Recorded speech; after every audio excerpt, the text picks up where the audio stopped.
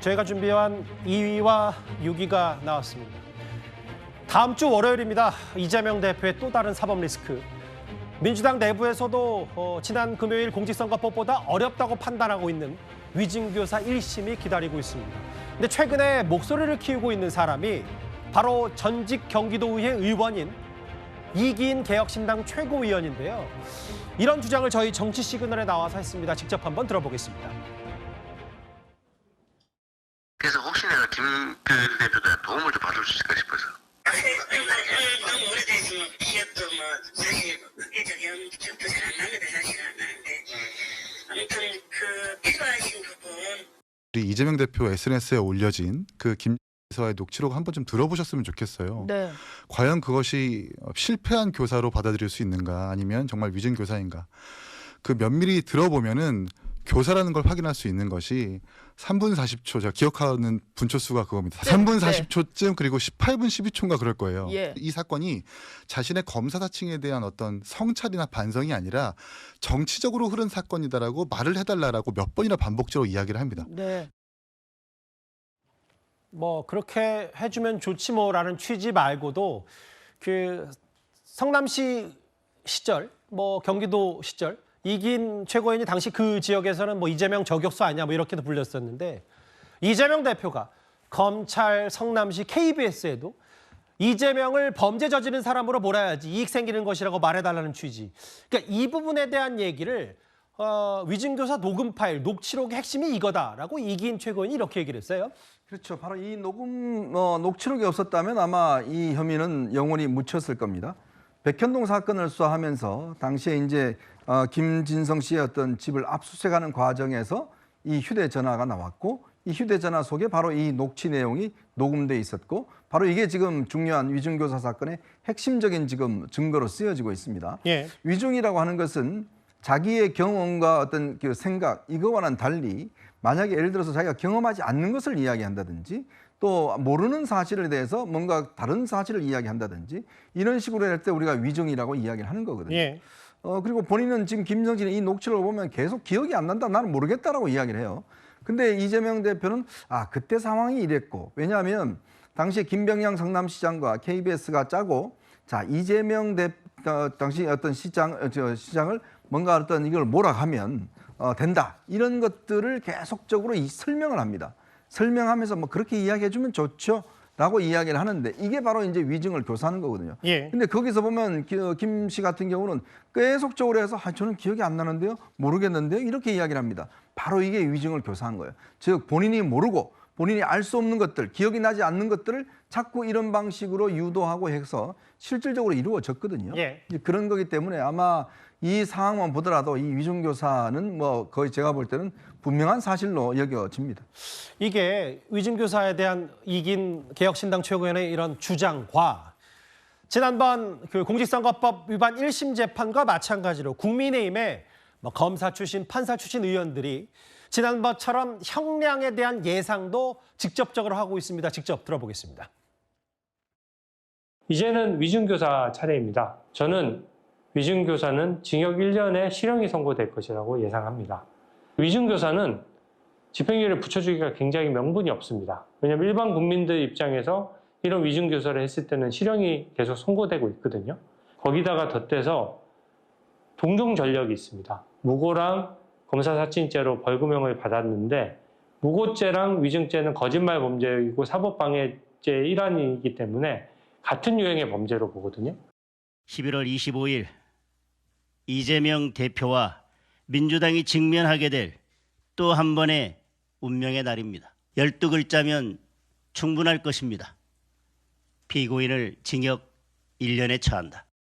그 위증교사라고 하는 부분이 사실 사법방해에 해당하는 죄이기 때문에 유죄로 판단된다고 하면은 이제 중하게 처벌되는 것이 다른 위증교사 사건에서 마찬가지고요. 그렇죠. 아마도 공직선거법보다는 더 중하게 아마 한 1년 6개월에서 2년 정도의 징역형이 선고되지 않을까 그렇게 생각을 합니다.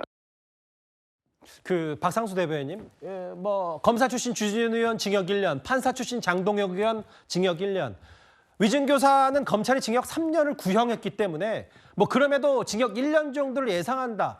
국민의힘은 뭐 징역형 확신한 것 같아요. 그러니까 저는 사실 그 공직선거법 판결을 저는 위증교사 판결로 생각을 했어요. 징역 1년, 집행유예 2년 정도로. 예. 근데 공직선거법이 징역 1년, 집행유예 2년을 나오는 걸 보니까 위증교사는 공직선거법보다는 무조건 높게 나올 수밖에 없거든요. 지금 아까 주진우 의원이 이야기했지만 위증교사의 판단 기준은 동종 범죄를 저지른 일반인들입니다. 예. 그리고 일반인들은 위증교사를 저지르면 1심 법원에서 징역형 실형 선고 받고 법정 구속됩니다. 예. 그렇기 때문에 정치인이고 야당 대표라서 좀 봐준다 하더라도 이 경우는 집행유예까지 가긴 힘들 것 같고 더구나 공직선거법에서 징역 1년, 집행유예 2년이라는 중형이 나왔기 때문에 예. 이 경우는 저는 징역 1년 6개월 정도 실형이 될 거라고 예상이 되고 예. 문제는 법정 구속이 되느냐 안 되느냐 이 문제인 것 같습니다. 한동훈 대표가 뭐 법정 구속 가능성까지 언급했는데 뭐 그 비슷한 얘기를 하셨어요. 이미 체포동의안이 국회에서 통과된 바가 있기 때문에 그 말씀하시는 것 같은데요.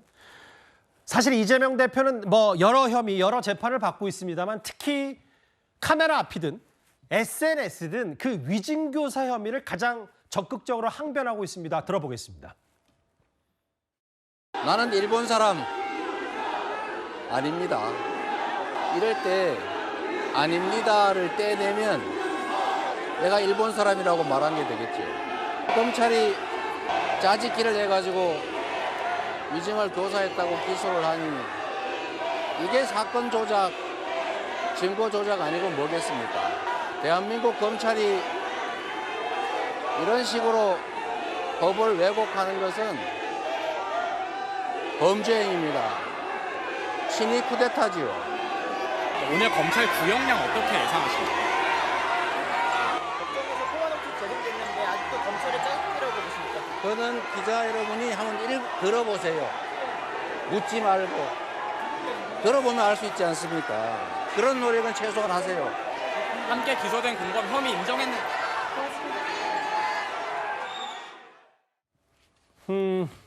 기억이 나네요. 이 말했던 거. 나는 일본 사람이 아닙니다 해서 이렇게 아닙니다를 떼어내면 내가 일본 사람이라고 말한 게 된다. 이거 짜깁기다. 뭐 법 왜곡하는 건 범죄행위다. 그런데 다음 화면을 보겠습니다. 장윤 변호사님 오래 기다리셨어요. 네. 여기 녹음 파일이 실존하고 변론 여지서 이렇게 한번 해봐달라고 했고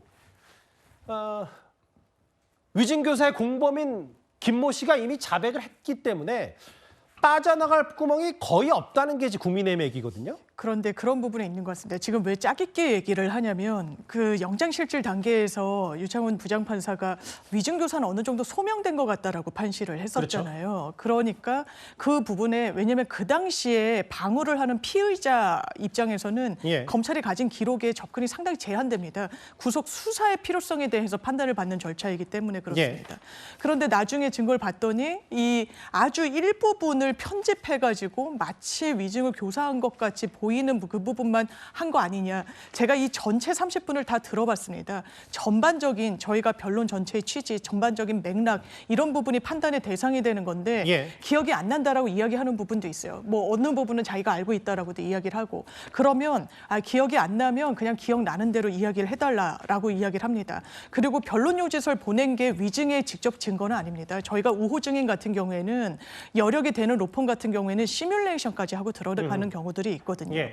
그렇다면 지금 검찰에서 주장하는 것처럼 이 사람의 증언이 그 당시에 유죄를 무죄로 바꿨느냐? 그렇지 않습니다. 예. 그 당시에 판결문을 보면요. 검사 사칭으로 처벌받은 전력이 있는데 검사 사칭한 적 없다라고 이야기한 부분으로 재판받았던 예. 거거든요.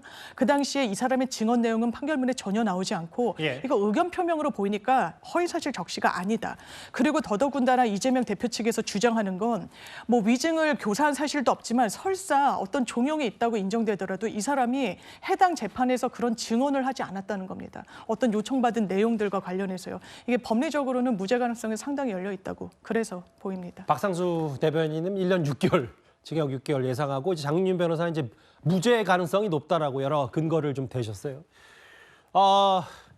민주당 내부에서도 이거 이재명 대표의 변호사비를 좀 지원해줘야 되냐 마냐 내부에서 여러 얘기들이 좀 있는 모양이고 실제로 이건태 의원을 뭐 검사 출신인데 법률 대변인으로 새롭게 이제 앉혔습니다. 다음 화면을 볼게요. 그 서영주 대변인. 그러니까 이제 변론 전략의 문제도 있고 지금 뭐 이재명 대표 측은 이게 검찰의 다 조작 수사 그냥 뭐 죽을 때까지 기소만 하냐 뭐 어쨌든 그런 주장을 하고 있습니다만 재판은 현실이어서 이 변호사 지비 지원 문제 혹은 변론 전략을 두고 좀 당내에서도 말들이 좀 있는 모양이죠.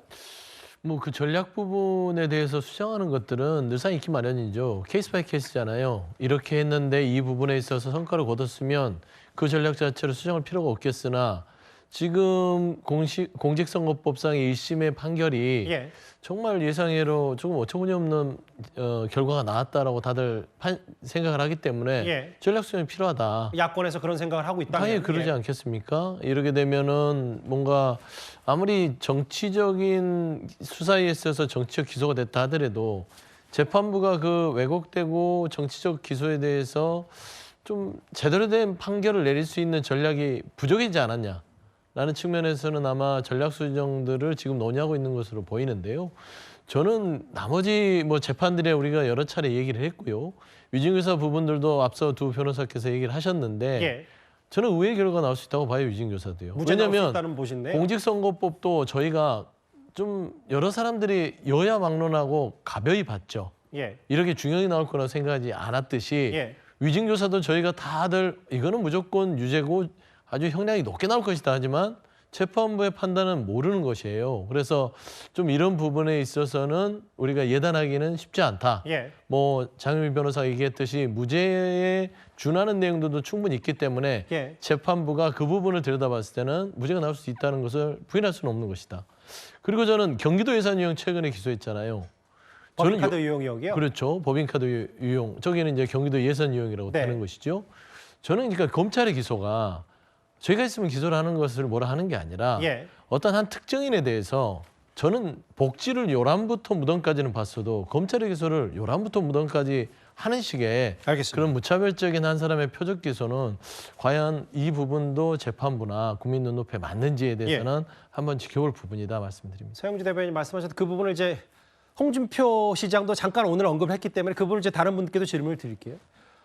근데 다음 화면을 보겠습니다. 위증교사가 다음 주 월요일 오후인데 그 박상수 대변인님 실제로 국민의힘이 지난번 공직선거법 위반 1심도 그렇고 위증교사 1심도 생중계를 요청했는데 오늘 이걸 재판부가 받아들이지 않았어요.